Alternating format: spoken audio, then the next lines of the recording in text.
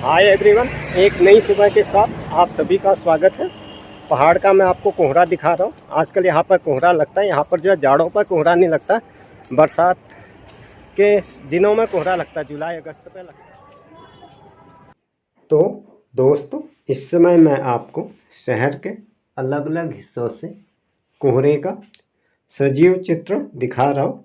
जैसा कि आप देख पा रहे हैं, यह कोहरा पहाड़ की चोटी पर पहले लगता है, उसके बाद यही कोहरा धीरे धीरे सरोवर के पानी के साथ मिक्स हो गए सारे एटमॉस्फेयर में फैल जाता है और इतना घना हो जाता है कि कई बार सामने की चीज़ भी दिखाई नहीं देती हैं। लेकिन यह कोहरा मैदान के कोहरे की तरह स्वास्थ्य को नुकसान नहीं पहुंचाता है। कहने का मतलब यह, इससे बस यही मेन नुकसान होता है कि आपके कपड़े बहुत देर में सूखते हैं। अगर आपने एक बार नहा लिया तो मान के चलो 2-3 दिन तक आपके इनरवियर नहीं सूख पाएंगे। इस वजह से यहाँ रहने वालों को कपड़ों का अलग से बैकअप रखना पड़ता है, क्योंकि कपड़े प्रॉपर सूख नहीं पाते, इसलिए दूसरे दिन आप उतना कंफर्ट फील नहीं कर पाएंगे। तो जैसा कि आप देख पा रहे हैं, इस तरह से चारों तरफ कोहरा लगा हुआ है।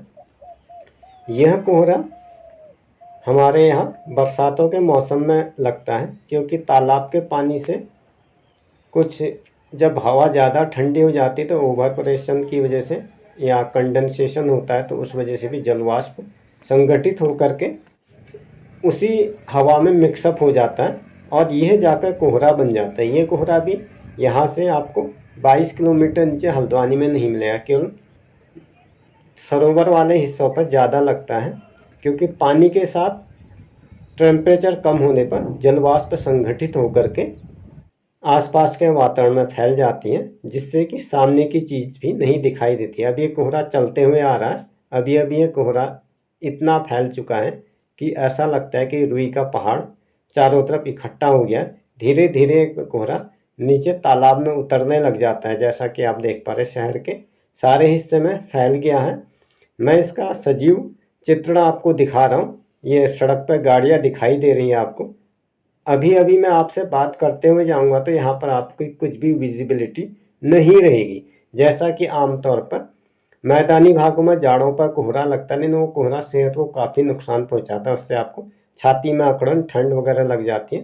लेकिन इस कोहरे से इतना नुकसान तो नहीं होता है, लेकिन इसमें भी जो है तबीयत इस वजह से ख़राब हो जाती है। कपड़े अगर भीग जाते हैं, आप बारिश में भीग जाते तो कपड़े प्रॉपर रूप से सूखने में काफ़ी समय लगता है।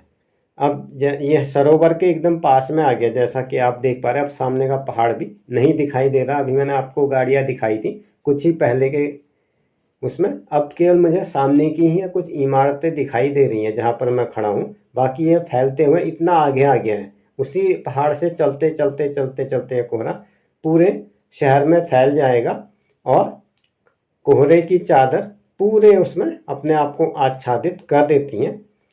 यदि आप पुराने गीत संगीत में दिलचस्पी रखते हैं तो आपने पुराना एक गीत सुना होगा, कोहरे की चादर लपेटे हूँ, पानी में खुद को समेटे हूँ। ये शायद राम तेरी गंगा मैली मूवी का पुराना सॉन्ग था।